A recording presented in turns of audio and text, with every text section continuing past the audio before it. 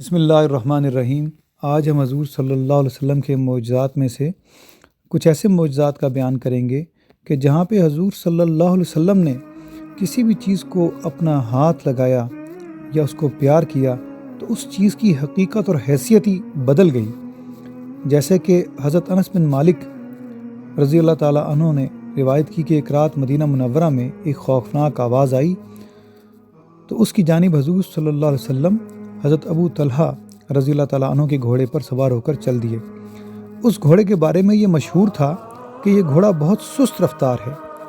لیکن واپسی پر جب حضور صلی اللہ علیہ وسلم تشریف لائے تو آپ نے فرمایا کہ میں نے تو اس گھوڑے کو دریا کی طرح تیز رفتار پایا ہے۔ گویا کہ وہ گھوڑا بہت تیز رفتار ہو گیا ہے کہ کوئی گھوڑا بھی، لیکن اس کے بعد لوگوں نے یہ چیز محسوس کی اور دیکھا یقین سے کہ وہ گھوڑا اتنا تیز ہو گیا تھا کہ پھر اس کے برابر کوئی اور گھوڑا دوڑ ہی نہیں سکتا تھا۔ اسی طرح حضرت جابر رضی اللہ تعالیٰ عنہ کے تھکے ہوئے اونٹ کو حضور صلی اللہ علیہ وسلم نے جب ہکایا ایک چھڑی سے، جیسے آپ اس کو زور سے ٹچ کرتے ہیں کہ وہ اونٹ تیزی سے دوڑے، تو وہ جب تیز چلنا شروع ہوا تو اتنا تازہ دم اور تیز ہو گیا کہ حضرت جابر رضی اللہ تعالیٰ عنہ کہتے ہیں کہ ان سے اس کی باگ سنبھالی نہیں جاتی تھی۔ اسی طرح آپ صلی اللہ علیہ وسلم نے حضرت جویل اشجعی رضی اللہ تعالیٰ عنہ کے گھوڑے کو چابک مارا جو کہ ان کے پاس تھی اور اسے برکت کی دعا دی، تو وہ اتنا تیز ہو گیا کہ وہ قابو میں نہیں آتا تھا، اور اس گھوڑے کے جتنے بھی بچے پیدا ہوئے وہ اس وجہ سے کہ وہ بہت تیز رفتار تھا اور لوگوں کو یہ یقین تھا کہ اس کے بچے بھی بہت ہی اچھے ہوں گے، تو 12,000 دینار کے فروخت ہوئے۔ اسی طرح ایک دفعہ حضرت سعد بن عبادہ رضی اللہ تعالیٰ عنہ کے آہستہ چلنے والے گدھے پر جب آپ صلی اللہ علیہ وسلم سوار ہوئے تو جب آپ اسے واپس لے کر آئے تو اس وقت تک وہ ایسا تیز ہو چکا تھا کہ کوئی گدھا بھی اس کا مقابلہ نہیں کر سکتا تھا۔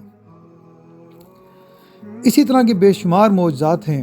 حضرت خالد بن ولید رضی اللہ تعالیٰ عنہ نے حضور صلی اللہ علیہ وسلم کے چند بال آپ کے منہ مبارک ایک ٹوپی میں سی رکھے تھے،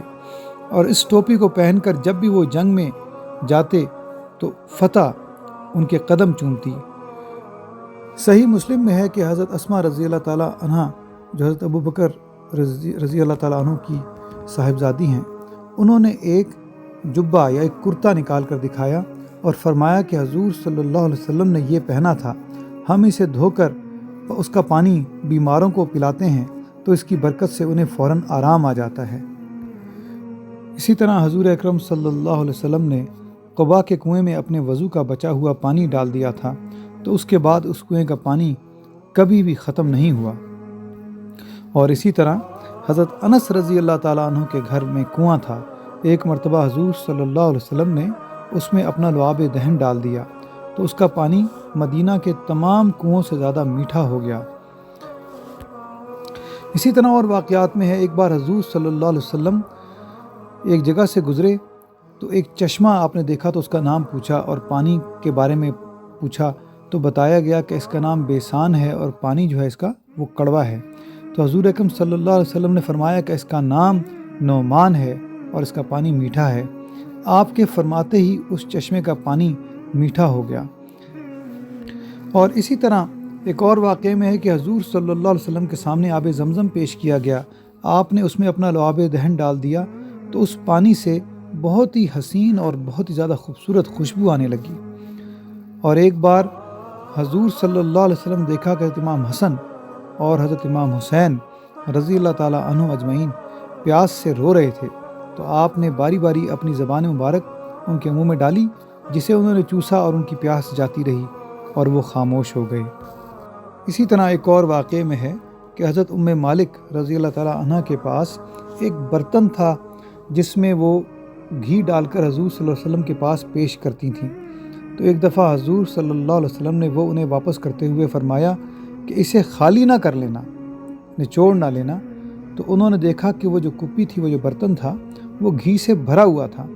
جب بھی ان کے پاس سالن نہ ہوتا تو وہ اس میں سے گھی نکال کر سالن کی طرح کھاتے اور کھلاتے اور اپنے بچوں کو بھی اس سے کھانا کھلاتے، اور ایک عرصے تک وہ یہ گھی استعمال کرتے رہے، لیکن ایک دفعہ انہوں نے اس برتن کو خالی کر دیا تو پھر وہ بات ختم ہو گئی۔ جزا اللہ عنا سیدنا محمد ما هو اہلہ صلی اللہ علیہ وسلم۔